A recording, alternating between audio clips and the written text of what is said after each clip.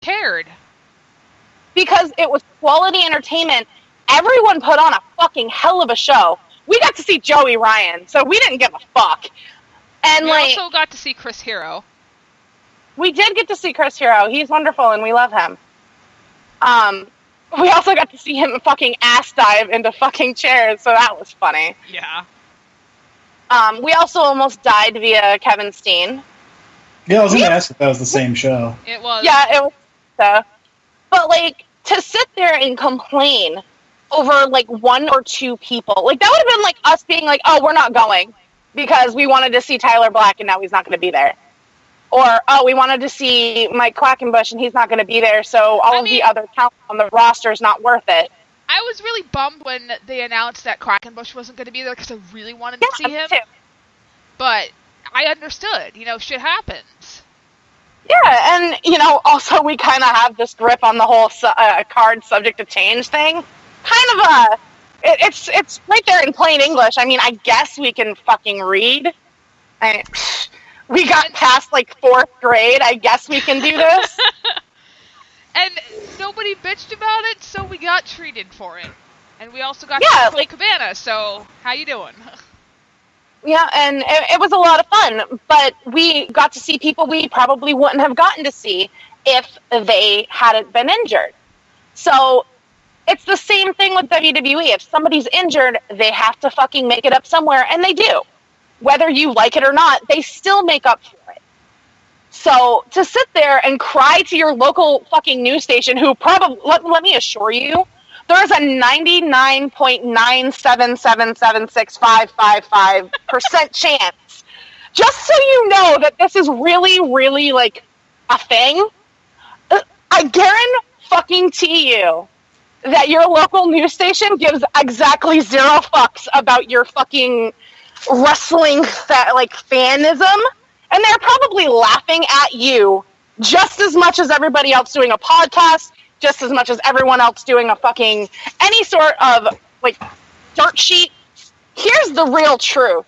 You are legitimately the laughingstock of the wrestling community as we speak. So good for you.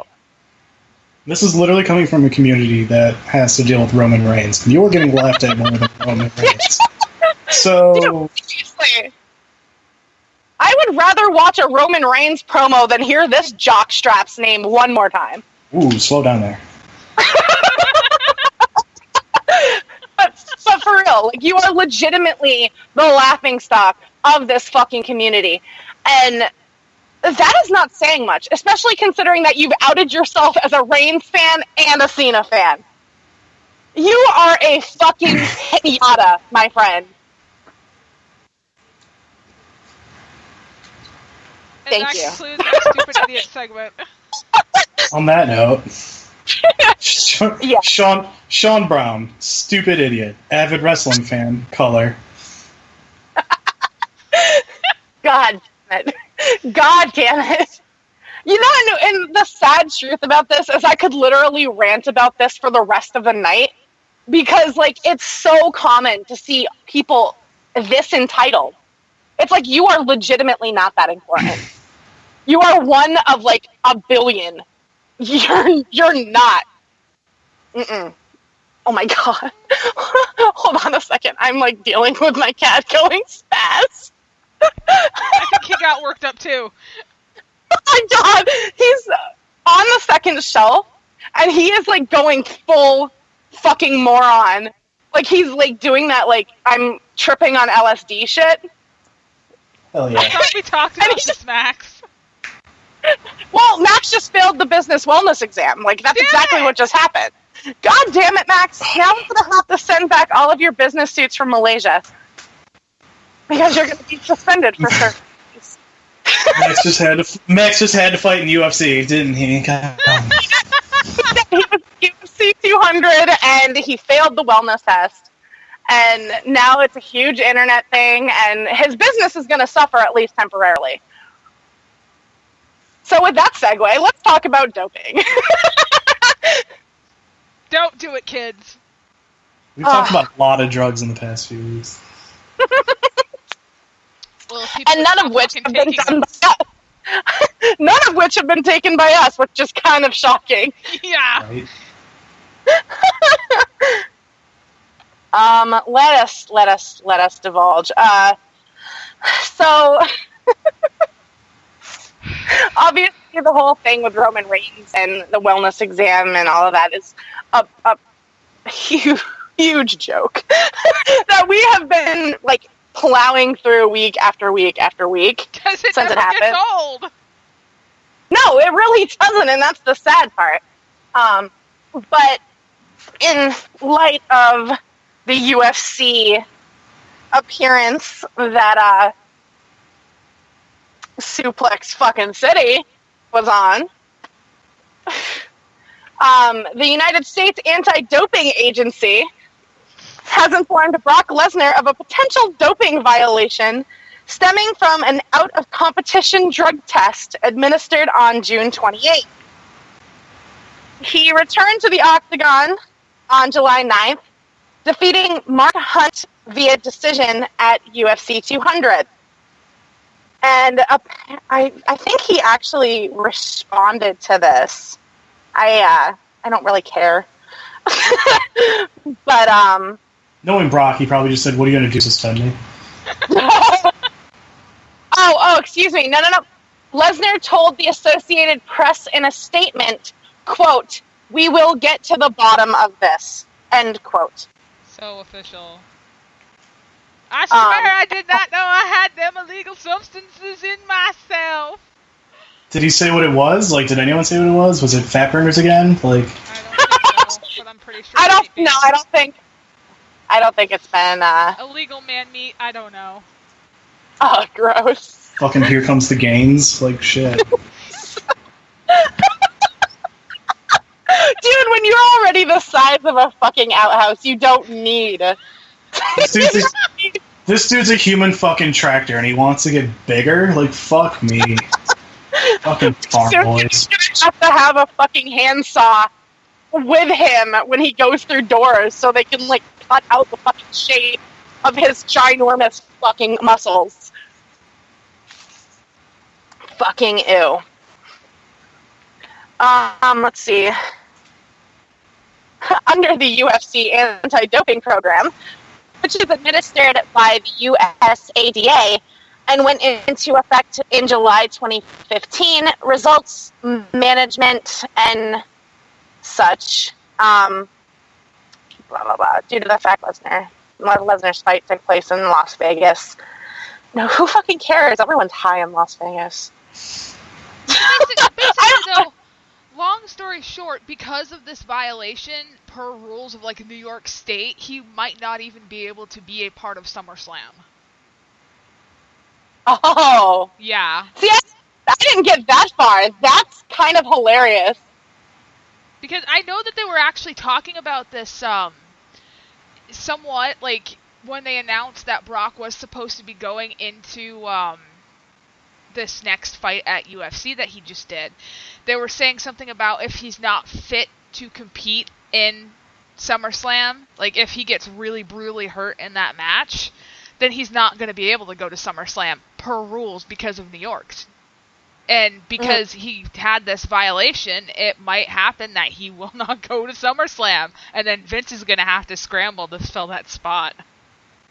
You know somewhere Randy Orton's just sitting there scratching the back of his head like a fucking moron, and he's just like, this sounds familiar.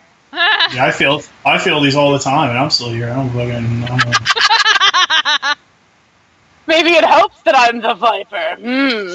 Clearly, like, I honestly, I just kind of feel like Orton's thought process would just be hilarious to experience for 5 minutes. Just on any subject. Because I just feel he's very, like, duh.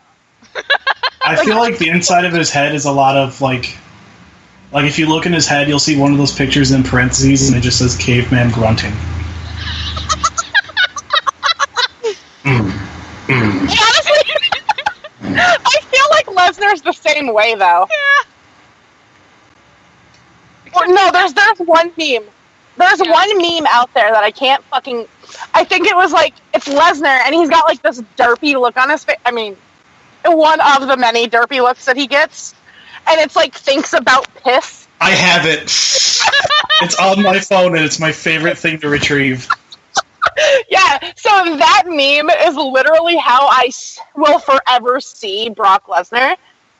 Because, like, I just imagine he has such a low IQ that it physically hurts him to think. That it's literally thinks in suplex. Like, one. Yeah, pretty much. And just Orton's kind of like a slight level above that where he can kind of form coherent sentences as long as there's a script. Right. But yeah.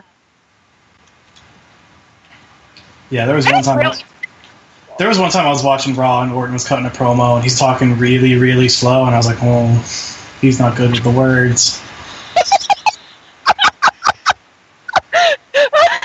Yeah. Like, there are just some people that you just can't help but think like this. And and they do it to themselves. So, before we get too much hate on that. Whatever, go ahead and hate. What the fuck do you mean too much hate? There's never enough. I think we've kind of established that we're just fucking terrible people, and there's no retreating. There's no retreat. Like there. You know what? This show is literally the live action version of Cards Against Humanity. It really is. Crabs Against Humidity, hell yeah. Yeah, it really is. And, you know, to be fair, we weren't always like this. Yeah, we were. I mean, we could retrieve shit from our old shows that just completely call me a liar in that aspect, so whatever. Yeah. Complete, like, shows around a, like, biblical apocalypse just to make fun of people, so... We got up at 5 in the morning for that. Quote from my wife, quote, that was a beautiful show. Thanks, Megan. I mean, there's always times, like, any chance that, like, I'm on, or, like, if I get the chance to get on Facebook and be like, oh, like, I'll share the link to the show, and, like, the people on my Facebook that are wrestling fans, they can tune in and listen, or, like, write something. And I'm always scared that they're, like, going to be like, oh, I heard you say this, you know, I think that's not correct. You shouldn't say that. I'm like, all right, you can message me. I'll probably tell you you're wrong, but you can message me. And really, like, as long as both of you, like, we open ourselves to a lot of hate, and, like, with everything going on in my life, I kind of just don't care. Yeah. I feel that. I don't honestly think I could care less. And it's not for nothing. It's not like, you know, I intentionally say these things that are, quote, offensive because, you know, I think it's trendy to be offensive or I think it's cool to be offensive. No.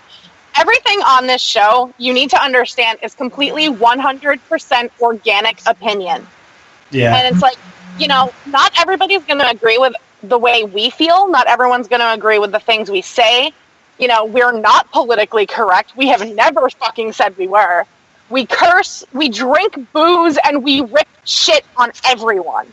But the funny part about this is we're all actually very nice people if you truly know us. But total assholes over here. Like, if you met me on the street, and you were hungry, I'd be like, hey, bud, you want $5? Want me to buy you McDonald's? Like, fuck yeah, dude, let me help you out. Like, I'm a real, like, softie with, like, everything I've been through. So, but, like, there's just some people, I look at them like, you fucking deserve all of my worst. Like, right? There's just some of those. Roman Reigns is pretty much. I honestly think that it just goes with the whole thing that, you know, all of us have gone through some shit, and our way of coping with, you know, stupid shit and just in general is to be sarcastic. It is to be, you know, completely off the cuff offensive. Like, that's just how some people cope with shit. They make jokes over shit they shouldn't make jokes about. We're all guilty of that. That's how I cope. Oh. Yeah. That escalated real quick. Oh fuck. Cards Against Humanity. Dude, I'm fucking serious. I played